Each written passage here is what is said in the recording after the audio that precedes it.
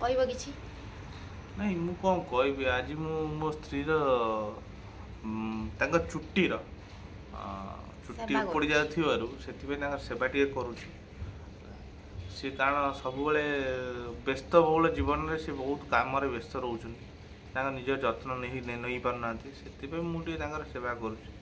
ଆଉ ମୋ ଧର୍ମପତ୍ନୀ ସେବା ହିଁ ପରମ ଧର୍ମ, ସେ ମୋ ସେବା କରୁଛନ୍ତି। ସ୍ତ୍ରୀର ସେବା କରିବା ବି ମୋର ବି ଗୋଟେ ଧର୍ମ।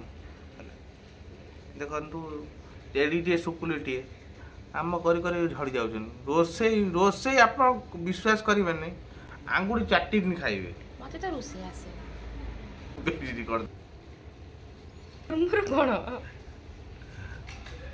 ସେ ପୋଟଳ କୁର୍ମା କରିଥିଲେ, ଆଉ ପନିର ଝୁଝୁରୁ ଆଉ ପନିର ମୁରମୁର କରିଥିଲେ। ସୋୟା ଚାମ୍ପ ହେଇଥିଲା। ସୋୟା ଚାମ୍ପ ହେଇଥିଲା ହେଲା। କାରଣ ଯେଉଁଦିନ ହୋଲି ଥିଲା 14 ତାରିଖ ଦିନ, ସେଦିନ ପୁନେଇ ପ୍ଲସ୍ ସଂକ୍ରାନ୍ତି। ପୂର୍ଣ୍ଣିମା ଆଉ ସଂକ୍ରାନ୍ତି ଏକା ନୁହେଁ କି? ନା, ଦିଟା ଅଲଗା। ତୁମେ ଜାଣିଥିବ, ନାରୀ ମାନେ ଜାଣିଥିବେ। ଆମେ ତ ହେଉଛନ୍ତି ଛଡ଼ା। ଆମର ନା ପୁନେଇ ଅଛି ନା ସଂକ୍ରାନ୍ତି ଅଛି। ତ ମୋର କହିବା କଥା, ପୁନେଇ ସଂକ୍ରାନ୍ତିରେ ଆମ ଘରେ ଆଇଁଷ ପଶିବନି। କହିଲେ ଆଇଁଷ ପଶିବ ନାହିଁ ଆମ ଘର ଭିତରେ, ମୋ କିଚେନରେ ଆଇଁଷ ପଶିବନି କହିଲେ ହେଲା। ସେ କିଚେନରେ ତାଲା ପକାଇଦେଲେ। ଆଉ ଆମେ କରିବୁ କ'ଣ? ଯାହା କହିଲେ ସିଏ ଖାଇବୁ।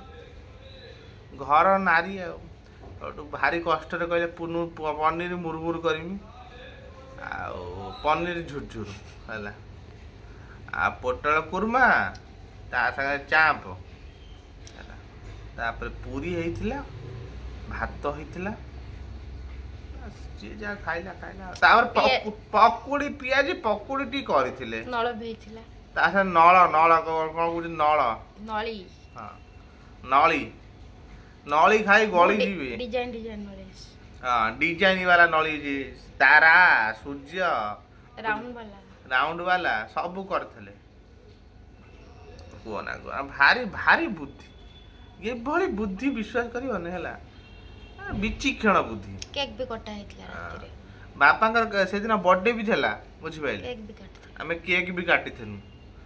ପିତାଶ୍ରୀଙ୍କର ବର୍ଥଡେ ଥିଲା, ପିତାଶ୍ରୀଙ୍କ ନୂଆ କପଡ଼ା ଆଣିଥିଲୁ। ମିଠା ବି ହେଇଥିଲା। ହଁ ରେ, ମୁଁ ଭୁଲି ଯାଇଥିଲି, ମିଠା ବି ହେଇଥିଲା। ଆମର ମିଠା ବି ହେଇଥିଲା। ତ ଆପଣମାନେ ଯଦି ଆମ ଭିଡ଼ିଓଟିକୁ ଭଲ ଲାଗୁଛି ତ ପ୍ଲିଜ୍ ଲାଇକ୍, ସେୟାର, ସବସ୍କ୍ରାଇବ୍ ଆପଣ କରିବେ। ମିନିମମ୍ ଆପଣ ଗୋଟେ ଫିଡ଼ବ୍ୟାକ୍ ଦେବେ। ଆମେ ପ୍ରଥମ ଥର ୟୁଟ୍ୟୁବ୍ ଚ୍ୟାନେଲ୍ ଖୋଲିଛୁ। ଆମେ ୟୁଟ୍ୟୁବ୍ ବିଷୟରେ କିଛି ଜାଣିନାହୁଁ, କିନ୍ତୁ ଗୋଟେ ଜିନିଷ ହେଉଛି ଆମେ ଶିଖୁଛୁ।